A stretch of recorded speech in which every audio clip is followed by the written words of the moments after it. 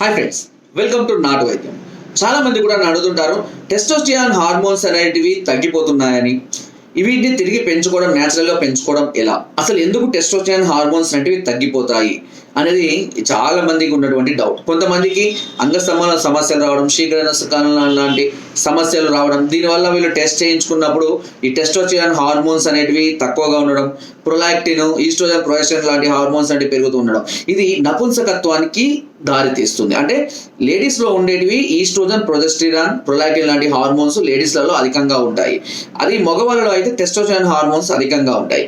ఇవి తగ్గి, టెస్టోస్టిరాన్ తగ్గి ఈ ఈస్ట్రోజన్, ప్రొజెస్టరాన్, ప్రొలాక్టిన్ లాంటి హార్మోన్స్ ఎప్పుడైతే పెరుగుతూ ఉంటాయో మీకు నపుంసకత్వానికి దగ్గరవుతున్నారు అని అర్థం. అలాంటి సందర్భాల్లో ఖచ్చితంగా ట్రీట్మెంట్ తీసుకోవాల్సిందే. దానికి సంబంధించినటువంటి అద్భుతమైనటువంటి ఔషధాలు కూడా మన వద్ద ఉన్నాయి.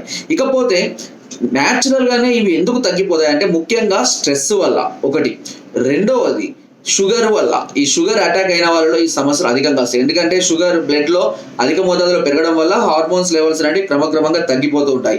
హార్మోన్స్ లెవెల్స్ ఎప్పుడైతే తగ్గిపోతాయో, హార్మోన్స్ హెవీగా ఎప్పుడైతే రిలీజ్ కావో అంగస్తంభాలు ఆటోమేటిక్గా డౌన్ అయిపోతాయి. కష్టపడి దాన్ని గట్టిపడ్డా కూడా వెంటనే వీరస్ఖలనం అయిపోవడం జరుగుతూ ఉంటుంది.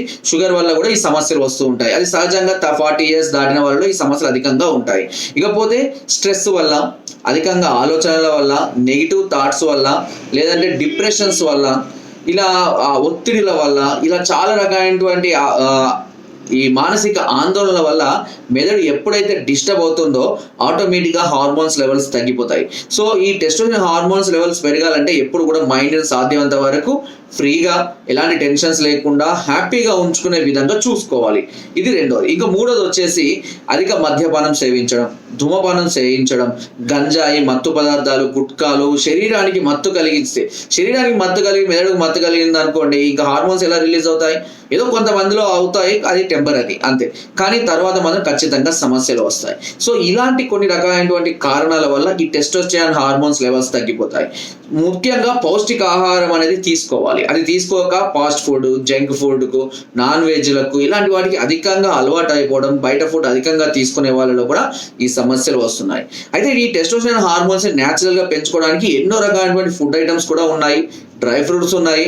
ఇవన్నీ మనం న్యాచురల్ గానే మనం ఇంట్లో చేసుకోవచ్చు. ముఖ్యంగా ఒమేగా 3 ఫ్యాటీ యాసిడ్స్ అధికంగా ఉన్నటువంటి ఫిష్ కానివ్వండి, సాల్మన్ ఫిష్ లాంటివి కానివ్వండి, ఆయిస్టర్స్, ఆల్చిపల్ లాంటివి కానివ్వండి, సముద్రపు జీవులు అనుకోండి, అలాంటి వాటిలో కానివ్వండి, ఎగ్లో కానివ్వండి, వీటిలలో ఎక్కువగా ఈ ఒమేగా 3 ఫ్యాటీ యాసిడ్స్ అనేవి అధికంగా ఉంటాయి. ఈ మధ్య కాలంలో బ్రెజిల్ నట్స్ కూడా చాలా సెలీనియం అధికంగా ఉంటుంది. ఇది హార్మోన్స్ డెవలప్ చేయడానికి చాలా అద్భుతంగా ఉపయోగపడుతుంది. సో వీటిని న్యాచురల్ గా మనం ప్రతిరోజు తీసుకుంటూ, పంకిన్ సీడ్స్ కానివ్వండి, కర్బూజా సీడ్స్ కానివ్వండి, ఇలాంటివి కూడా డ్రై ఫ్రూట్స్ లాగా ప్రతిరోజు తీసుకుంటున్నట్లయితే ఈ హార్మోన్స్ లెవెల్స్ ని పెంచడానికి చాలా అద్భుతంగా ఉపయోగపడతాయి. ఇక ఆయుర్వేదంలో ఈ హార్మోన్స్ లెవెల్స్ ని పెంచడానికి మనకు ఎక్కువగా ఉపయోగపడేది స్వర్ణభస్వాలు, శిలాజిత్తు, కర్పూర శిలాజిత్తు, గోమూత్ర శిలాజిత్తు, వంగభస్వం, అబ్రక భస్వం, రజత భస్వాలు. ఇలాంటి భస్వాలు అనేటివి మనకు ఎక్కువగా హార్మోన్స్ లెవెల్స్ ని పెంచడానికి ఉపయోగపడతాయి.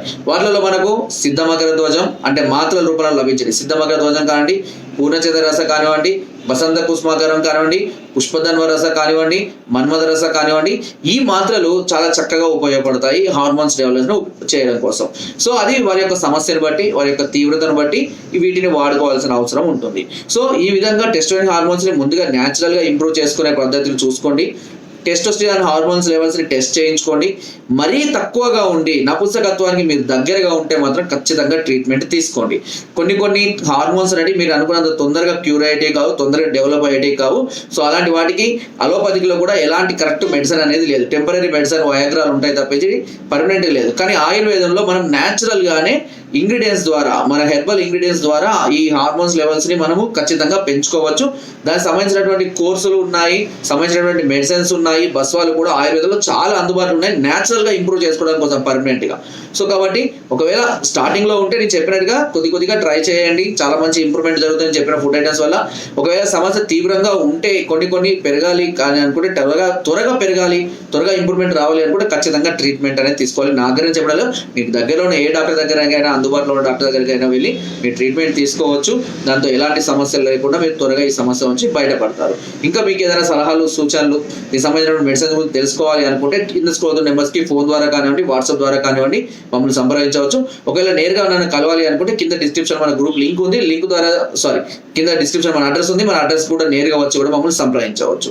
సో ఫ్రెండ్స్, నా వీడియో నచ్చితే తప్పకుండా లైక్ చేయండి, షేర్ చేయండి అండ్ సబ్స్క్రైబ్ చేయడం మాత్రం అస్సలు మర్చిపోకండి. అండ్ కింద డిస్క్రిప్షన్ మన గ్రూప్ లింక్ ఉంది. లింక్ ద్వారా జాయిన్ అవ్వండి. మరెన్నో అద్భుతమైన చిట్కాలను అందరూ ఎప్పటికప్పుడు పంపిస్తూనే ఉంటాను. Thank you.